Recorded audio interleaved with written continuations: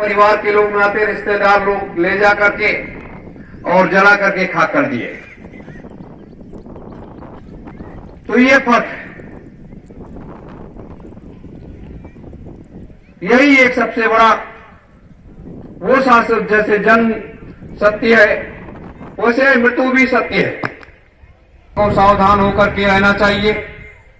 बड़े बड़े काम करने हैं, जैसे आध्यात्मिक क्रांति, वैचारिक क्रांति अभियान को देश और दुनिया में लेकर के जाना है, वो जन जन के बीच में उस संदेश को पहुंचाना है, लोगों को जागरूक करना है, लोगों को जगाना है।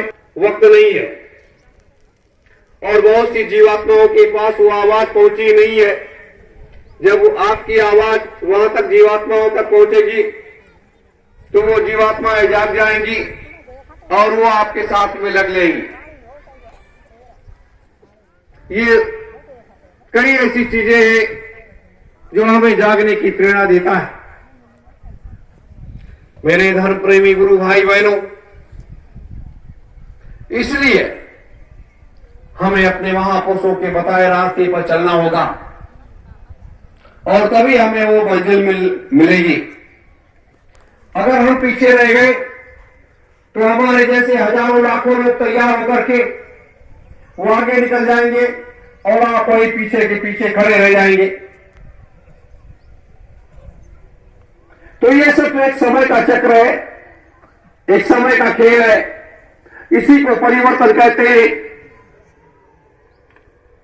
इसको परिवर्तन कहते हैं, महात्मा इसे खेल कहते हैं और आम जनमानस इसे विनाश कहता है। तो इस तरह से ये सारी व्यवस्था जो आगे, हमें आप सबको उसमें बढ़ चढ़ करके हिस्सा लेना और ये सारे कार्य व्यवस्था को संभालना।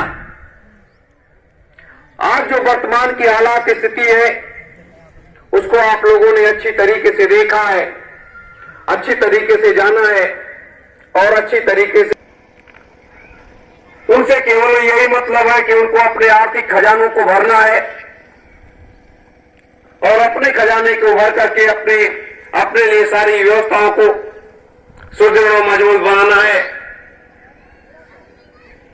ये हमारे देश के राजनेताओं की एक सोच है, एक विचारधारा है। हमें मस्जिद और गुरुद्वारे को बनाना है, इसका हमें विस्तार करना है और विस्तार करने के बाद हमें हजारों लाखों को अपना अनुयायी बनाना है। ये हमारे संत मत में ये व्यवस्था लागू हो गई, दूसरी राह पर छोड़ दिया गया और जब समाज बिगड़े तो वो समाज को सुधारने में बहुत समय लग जाता है। हो गया, अब इसको कैसे सुधारोगे? क्या डंडे के बल से सुधारोगे? डंडे के बल से अगर सुधारते हो तो आपके ऊपर आरोप लगेंगे।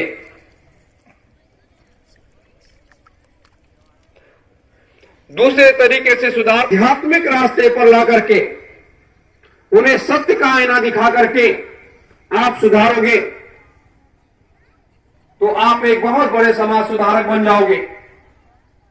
लेकिन ये कार्य वर्तमान में हमारे देश के सभी धर्मों के लोगों ने छोड़ दिया।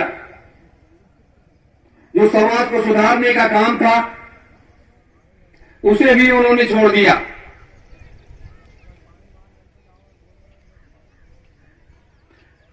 और यही कारण है कि आज देश में, दुनिया में बड़े पैमाने पर मांसाहार का, नशे की गोलियां जगह जगह खिलाई जा रही हैं।